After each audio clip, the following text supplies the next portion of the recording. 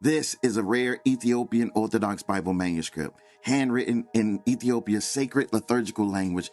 There's a line that runs around the canyon walls above Lake Mead like a scar on pale skin.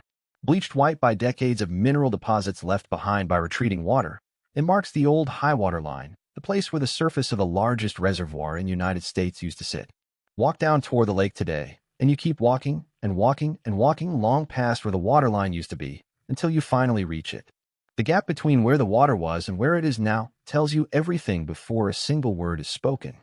That white ring, scientists and park rangers call it the bathtub ring, and it is not a metaphor. It is a measurement. It is a record of loss written directly into stone. For decades, Lake Mead swallowed things. It swallowed towns. It swallowed aircraft.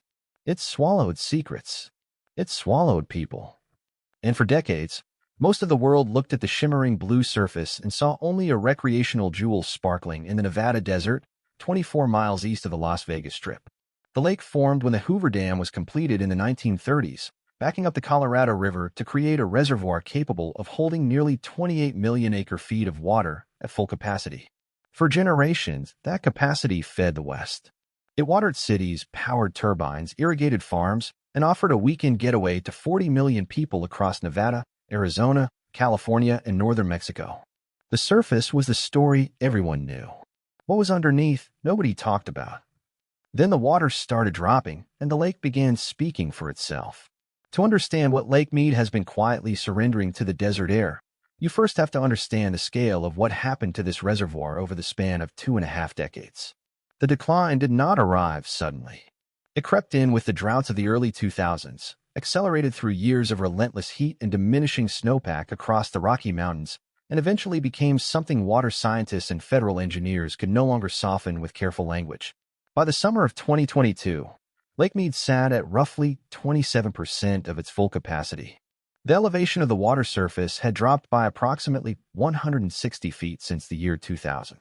Bureau of Reclamation projections released as recently as 2026 suggest the reservoir could fall to record low elevations not seen since the lake first filled in the 1930s, possibly reaching levels around 1,036 feet above sea level, a depth that would have been unthinkable to the engineers who built the dam.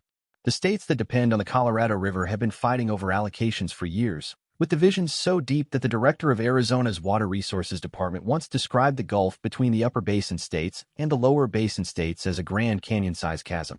7 states, 2 countries, dozens of tribal nations, millions of acres of agriculture, all of them tethered to a single river system that is delivering less and less water every year.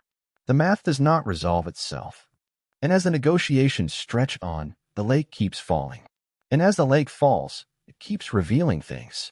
The first thing that grabbed the world's attention surfaced on May 1, 2022, near Hemingway Harbor, within sight of the Las Vegas metropolitan area.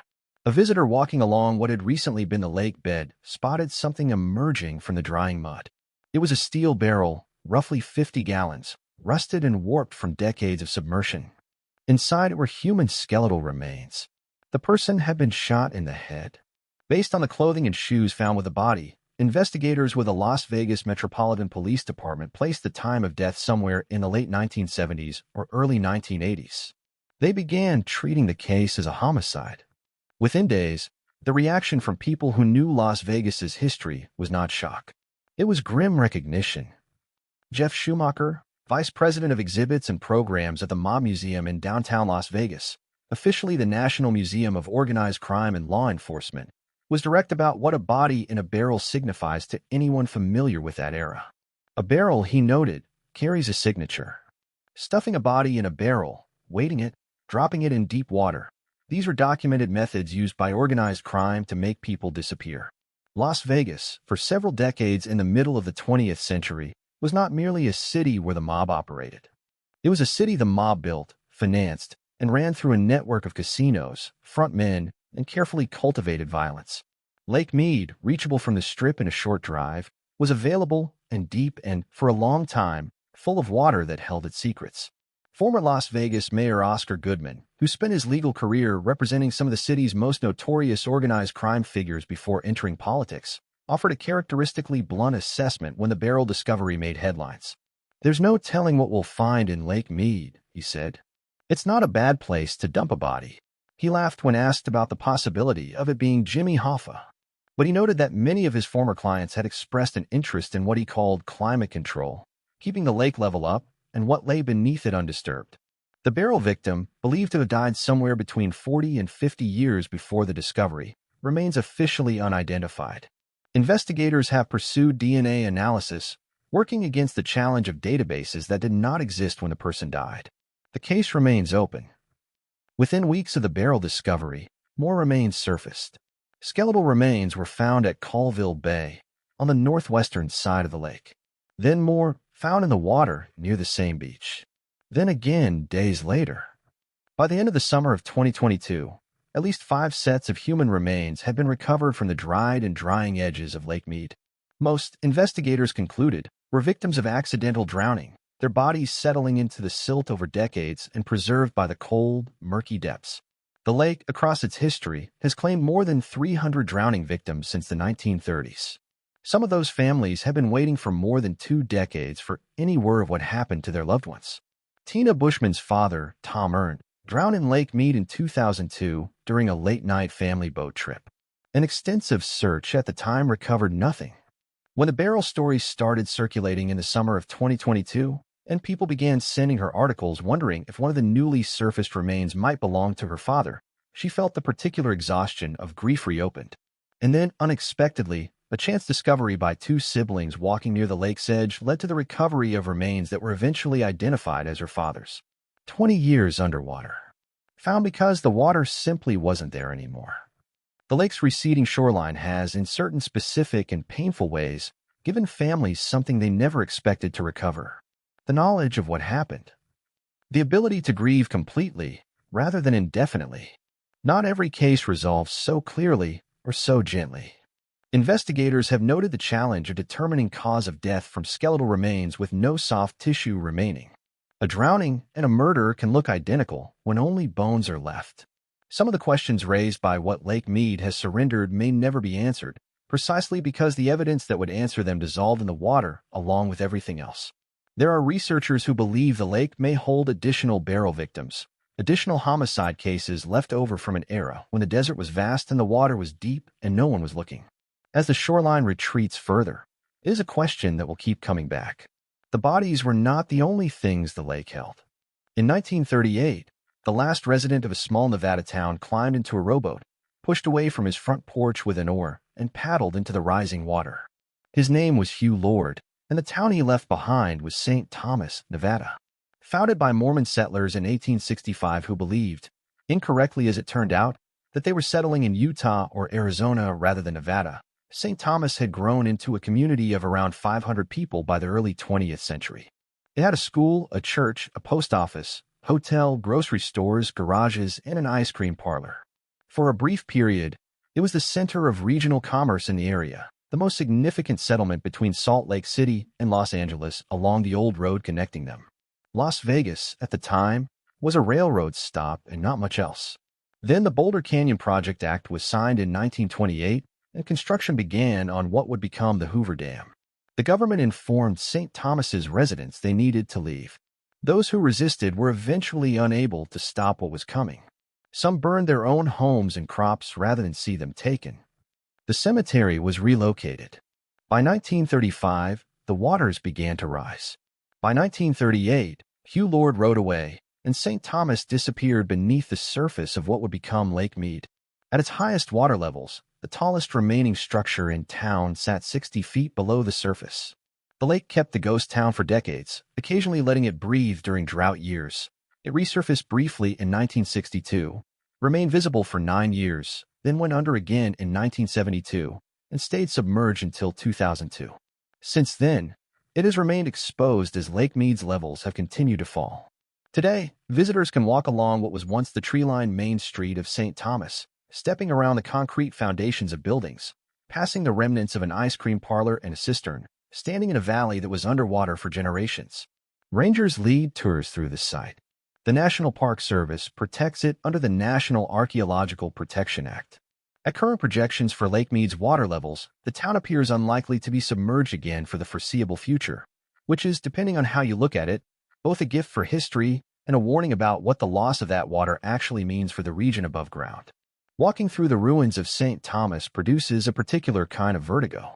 The scale of the water that has disappeared from Lake Mead becomes physically comprehensible in a way that no chart or projection can quite achieve.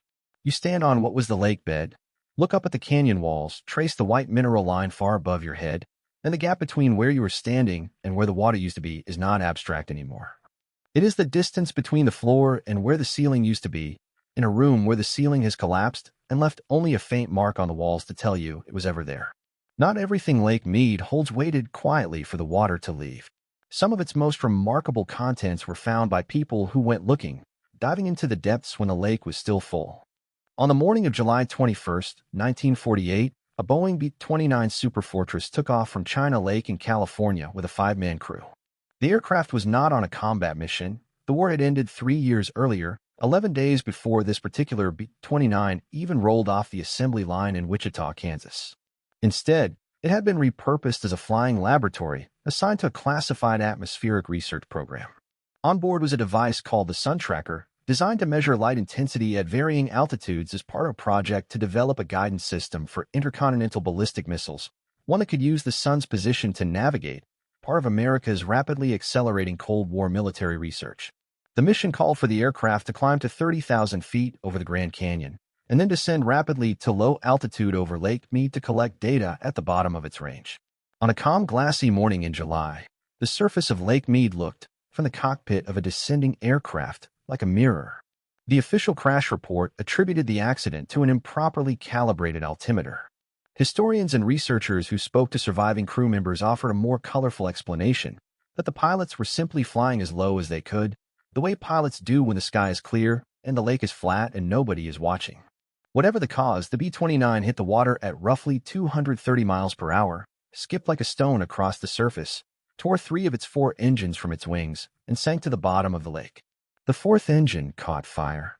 One crewman, Sergeant Frank Rico, was trapped inside and had to be pulled through a cockpit window by his crewmates as the aircraft went under. All 5 men made it to life rafts. They signaled a TWA pilot flying overhead, who recognized the military distress die in the water and reported their location. They were rescued hours later. The B-29 settled at the bottom of Lake Mead's Overton Arm, and the military classified the details of the mission. The crew was instructed not to discuss it. Attempts to locate the wreck in the years afterward came up empty. And then the lake simply held it for decades, in the dark and the cold and the pressure. It sat undisturbed for more than 50 years. In 2001, a local diver using side-scan sonar, without the permit that park regulations require, located the aircraft. National Park Service divers subsequently confirmed the discovery. The chief of the NPS Submerged Resources Center described his first dive on the plane in terms that stayed with people who heard them. Going down and down in the dark, the lights coming on, and suddenly there was a plane at the bottom of the lake. Looking, he said, like a spaceship. In remarkable condition. The most original B-29 Superfortress remaining anywhere in the world. The aircraft has since been designated a National Historic Landmark. Its preservation is complicated. Invasive quagga mussels, which entered Lake Mead from the Colorado River system and spread aggressively through the reservoir, have colonized the B-29's fuselage and structural components. Estimates placed more than 2 tons of mussels on the aircraft as of recent assessments, and the weight and chemical effects of their accumulation have caused measurable deterioration. The vertical stabilizer, the tall tail section, has broken and toppled. When the mussels die, their decaying shells corrode the aluminum and steel beneath. The aircraft that survived the crash landing on water is being slowly consumed by biology in the dark. As the water level falls, the depth at which the B-29 rests decreases, bringing it within range of recreational divers who previously could not safely reach it. The NPS has permitted limited guided dives on the aircraft at various points over the years. The tension between allowing people to experience the history and protecting the fragile remains of it from that same contact has no clean resolution. The lake that preserved the B-29 for 50 years is also, as it retreats, beginning to expose it to the forces that will eventually destroy it. None of what is happening to Lake Mead exists in isolation from the larger story of the American West water future. The Colorado River system supports roughly 40 million people and sustains more than 5 million acres of agriculture across 7 states and parts of Mexico. The river has been overallocated for nearly a century. The agreements that divided its water were signed during an unusually wet period, and the amount of water they promised to deliver has never actually been consistently available.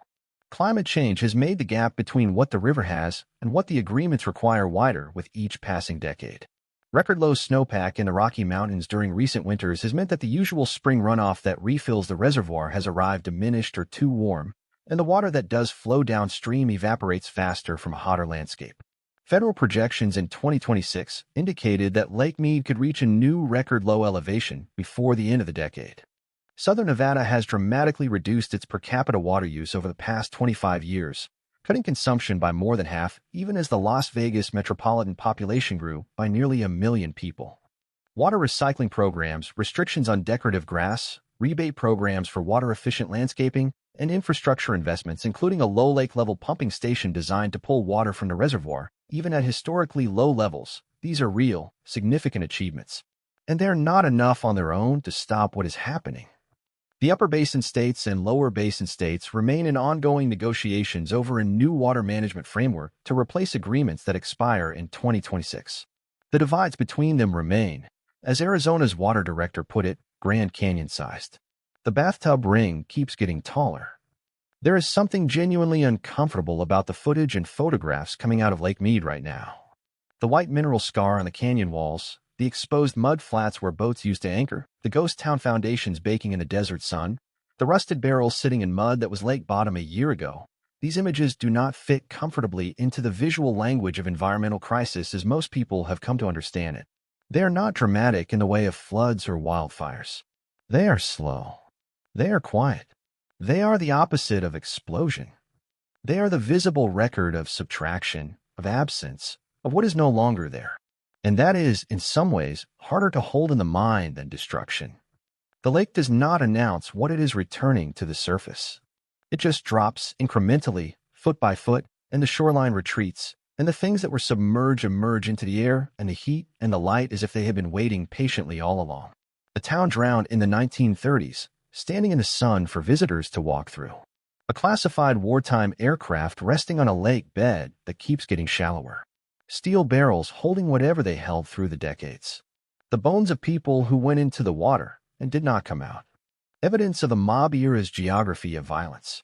Archaeological sites belonging to the ancestral Puebloans who lived in this valley before any of the settlers arrived. Surfaces that have been submerged since the dam was built and are only now being documented before the lake level rises again, if it rises again.